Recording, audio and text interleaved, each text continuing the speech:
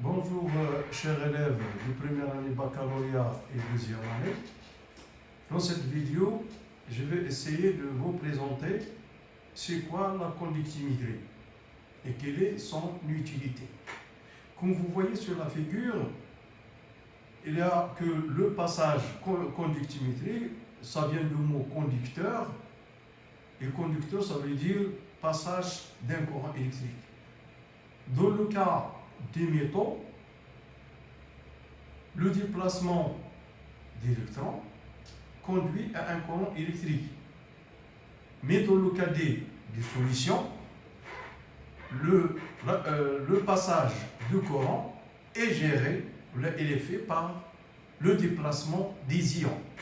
Lorsque je parle des ions, c'est-à-dire je parle des anions, et bien sûr des cations, comme vous voyez sur la figure, que la dissociation de NaCl qui va donner l'ion sodium et l'ion chlorure.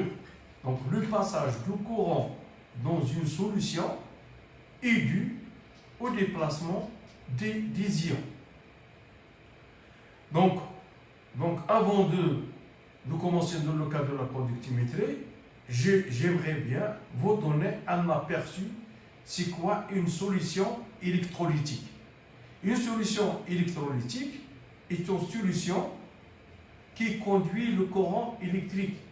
Mais la question qui se pose, à quoi est due cette conduction d'électricité? Donc cette conduction d'électricité est due au déplacement des ions. Donc, c'est-à-dire, lorsque je parle des ions, c'est-à-dire déplacement des cations et des anions qui se déplacent dans le sens conventionnel du courant et les anions dans le sens inverse. Donc, de même, vous voyez sur cette figure-là, pour la solution A, vous voyez qu'il y a dans cette solution, il y a des anions qui sont verts et des cations qui sont mauves, et dans ce circuit, si on fait un circuit électrique, on constate qu'il y a un courant électrique, ce qui montre que l'ampoule elle s'allume. Donc cela montre bien que le passage du courant est dû aux ions. C'est le cas par exemple de NaCl qui va donner les Na+ et le Cl-. Contrairement à la solution B, on constate que l'ampoule n'est pas allumée. Qui dit ampoule n'est pas allumée dit il n'y a pas de courant électrique. Mais pourquoi? Est-ce qu'il y a des ions? Mais la réponse est non, puisqu'il n'y a pas de dissociation de ce composé. Donc ce composé, il a été dissocié, mais il n'a pas donné des ions. Donc le passage du courant est dû à la présence des ions. Donc ça veut dire une solution électrolytique, ça veut dire une solution qui permet le passage du courant électrique. Alors ce passage du courant électrique est dû à la présence des ions. D'où viennent ces ions? Ces ions proviennent de la dissociation d'un édifice chimique qui va donner des cations et des anions. Par contre, dans le cas des solutions qui ne renferment pas des ions, ça veut dire qu'il n'y a pas passage de courant électrique. Maintenant, avant d'entamer la conductimétrie, j'aimerais vous donner un petit aperçu quelle est la différence entre dissolution et dissociation. Comme vous voyez, si on prend un édifice et qu'on le met dans un solvant, c'est-à-dire par exemple on prend le solvant sur l'eau, la dissolution, c'est-à-dire elle se décompose, comme vous le voyez ici, elle se décompose en éléments chimiques. C'est-à-dire en s'y constituant. Mais lorsqu'on parle de la dissociation, c'est-à-dire une décomposition de chaque élément chimique constituant l'édifice précédent. Donc une dissociation, ça veut dire une décomposition. Donc les ions sont dispersés. Donc qui dit les ions sont dispersés, ça veut dire présence des ions dans la solution, ça veut dire passage du courant. Et s'il y a passage du courant, on parle d'une solution conductrice. Et s'il s'agit d'une solution conductrice, on peut dire que ce composé est un électrolyte, ou bien on peut parler d'une solution électrolyte, et c'est ça dans le cas des composés qui sont minéraux. Dans le cas des composés minéraux, on peut obtenir des ions qui sont dispersés, on peut obtenir des solutions qui sont conductrices, et par la suite, on peut obtenir des solutions qui sont électrolytiques. Contrairement dans ce cas, dans l'autre cas, si ce composé n'a pas de dissolution, c'est-à-dire que le soluté n'est pas dissous, donc par exemple le sable de l'eau, il ne se décompose pas. Dans l'autre cas, si on a une dissolution, mais on n'a pas de dissociation, la molécule reste inerte, donc elle reste intacte, c'est-à-dire qu'elle n'est pas décomposée en cation et en anion. Et c'est le cas par exemple de la matière organique, ou bien soluté, dissous, mais non dissocié, c'est par exemple le sucre de l'eau, ils ne donnent pas des ions. Les molécules sont neutres, elles sont dispersées, mais la solution n'est pas conductrice. Elle est dispersée en molécules, mais elle n'a pas donné d'ions. Si elle n'a pas donné d'ions, ça veut dire qu'il n'y a pas de conduction, ça veut dire qu'il n'y a pas de courant. Et ici, il n'y a pas de courant, il n'y a pas de conduction, ça veut dire qu'on n'a pas une solution électrolytique. Passons maintenant au dispositif de mesure de la conductivité. Premièrement, on a une solution électrolytique. Qui dit solution électrolytique, présence des ions. Et qui dit présence des ions, ça veut dire qu'on a des cations et des anions. C'est le cas, par exemple, si on prend l'eau salée, il y a des ions chlorure, il y a des ions sodium, il y a des molécules d'eau. Elle est formée par un circuit, par deux électrodes, une cathode, et vous avez une anode. Donc, comme vous savez que le courant électrique se fait par de la borne positive, c'est-à-dire de l'anode vers la cathode, alors que la circulation des électrons se fait dans le sens inverse, c'est-à-dire de la borne négative vers la borne positive. C'est le sens inverse. Donc il y a un passage de courant. Schématiquement, donc, dans la cellule conductimétrique, il est constitué par deux plaques avec une surface. De chacune des plaques a une surface S et qui sont séparées par une distance.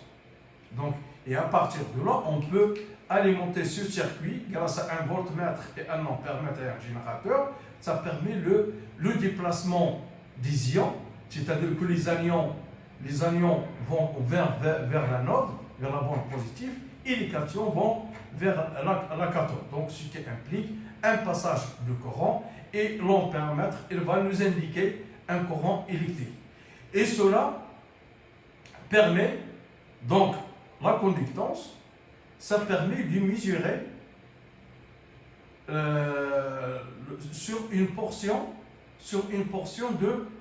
de la solution. Ce n'est pas de la totalité de la solution, mais une portion qui est limitée par les deux plaques qui sont séparées par une distance. Donc, à ce moment-là, je peux appliquer la loi d'Ohm. Vous connaissez que la loi d'Ohm U est égale à RI. Avec R, c'est la résistance de la portion de la solution. Son unité, bien sûr, c'est l'ohm. Donc, on applique la loi d'Ohm U est égale à RI, ce qui implique que R est égal à U sur I. Et à ce moment, on peut définir la conductance, bien sûr, si l'inverse de la résistance. Donc, G est égal à 1 sur R, ce qui implique que G est égal à I, l'intensité sur la tension. Donc l'unité de la conductance, bien sûr, est le Siemens, son symbole de S, l'intensité elle est ampère et la tension U elle est en volt. Donc la conductance, c'est l'inverse de la résistance. Et donc elle est calculée à partir de la loi d'Ohm. U est égal à RI, et donc G est égal à I sur U. Donc, quels sont les paramètres qui influent sur cette conductance? On a dit que la conductance, c'est l'inverse de la résistance. Alors, il y a un certain nombre de grandeurs qui influent sur la valeur de la conductance, telle que par exemple la surface des plaques. Donc si on augmente ou bien on diminue la surface de la plaque, donc la valeur de la conductance varie. La même chose, la température, elle influe sur la conductance, de même que la concentration de soluté. Et ensuite, finalement, il a la distance qui sépare le L, qui sépare les deux plaques. Le L, c'est la distance qui sépare les deux plaques. Donc, ce sont, en grosso modo, les paramètres qui influent sur la conductance, tels que la surface des plaques, la température, la concentration de soluté et la distance entre les plaques. Donc après, on va voir comment ces paramètres influent sur la conductance. Maintenant, on va essayer de donner une application à la mesure de la concentration. Et on va énoncer ce qu'on appelle la courbe d'étalonnage. Donc,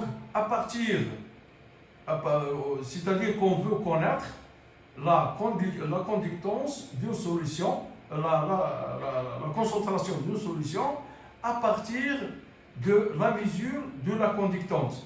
Et par cette condition, on va utiliser ce qu'on appelle la courbe d'étalonnage. Donc, pour réaliser tout d'abord la courbe d'étalonnage qu'on va définir par la suite, il y a trois conditions. On a un seul soluté à apporter, on n'a pas plusieurs solutés. Les mesures doivent être effectuées avec le même appareil pour avoir les mêmes conditions. La concentration inconnue doit être comprise entre les valeurs extrêmes utilisées pour l'étalonnage. Revenons maintenant à la courbe d'étalonnage. Si on prend par exemple G, et si on mesure la conductance G des différentes concentrations, on peut tracer une courbe G en fonction de C. On prend ce qu'on appelle une solution mère, et à partir de la solution mère, je peux préparer des solutions phi avec des concentrations différentes. Donc les concentrations sont connues. Maintenant, on a une solution dont on ne connaît pas la concentration. Donc comment je vais procéder? Donc, je vais essayer de mesurer la conductance des différentes solutions phi. Je trace le graphe G en fonction de C. Et par la suite, la solution à laquelle je veux connaître la conductance, je prends cette solution et je mesure sa conductance. Comme ici, on a mesuré la conductance de la solution inconnue. Donc, on a trouvé que 2,42 millisiemens. Donc, je projette sur la courbe obtenue G en fonction de C et je trouve de la solution celle de la solution inconnue. Et c'est ce qu'on appelle une courbe d'étalonnage, c'est-à-dire en mesurant la conductance en fonction de la concentration des différents échantillons, et on porte la concentration, on porte la conductance de l'échantillon inconnu pour trouver sa concentration. Maintenant, je passe à un autre paramètre, c'est la conductivité. Donc, avant de commencer dans cette conductivité, pour une solution donnée, on a G, elle est proportionnelle à l'air, c'est-à-dire à la surface. Donc CS augmente, G augmente.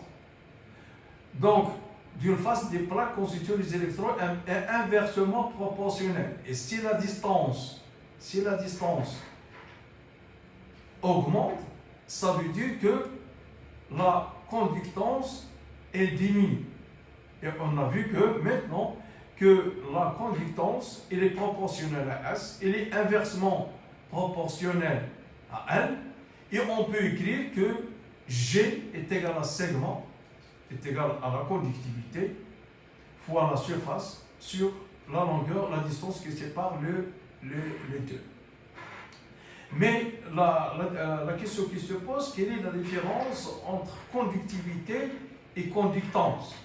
La conductance, c'est la mesure de la conduction sur une portion de la solution, c'est-à-dire la zone limitée par les deux plaques qu'on a vues précédemment. Par contre, lorsqu'on parle de la conductivité, c'est sur toute la cuve, c'est-à-dire dans toute la solution. Donc, conductance, une portion de la solution, limitée par les plaques. Par contre, lorsque je parle de la conductivité, c'est la totalité de la solution. Et le noter cette conductivité, et le noter sigma est égal à L sur S fois G. Donc, sigma est la conductivité de la solution. Et S et L dépendent de la cellule de mesure, ce qu'on appelle constante de Joule. La conductivité est une propriété caractéristique d'une solution. C'est la solution en sa totalité. Son unité est le Siemens par mètre. Contrairement à la conductance qui est en Siemens, par contre, celle-là, il est en Siemens par mètre. Donc, si on pose maintenant K est égal à L sur S, appelé constante de cellule, on obtient que sigma est égal à L sur S fois G est égal à K fois G. Avec sigma, c'est-à-dire la conductivité en Siemens mètre moins 1, G en Siemens, K en mètre moins 1. La conductance n'est pas une caractéristique de la solution, parce qu'on a dit que la conductance, ça mesure la conductance, elle est caractérisée d'une portion de la solution et se rapporte à la portion entre les plaques. Contrairement à la conductivité, il est une caractéristique de la solution puisqu'elle essaie de mesurer la conduction au niveau de toute la solution. Maintenant, je vais passer à la conductivité molaire ionique. La conductivité molaire ionique notée lambda caractérise la mobilité d'un ion, c'est-à-dire son déplacement, et que le déplacement dit sa vitesse, et donc sa contribution à la conduction d'une solution.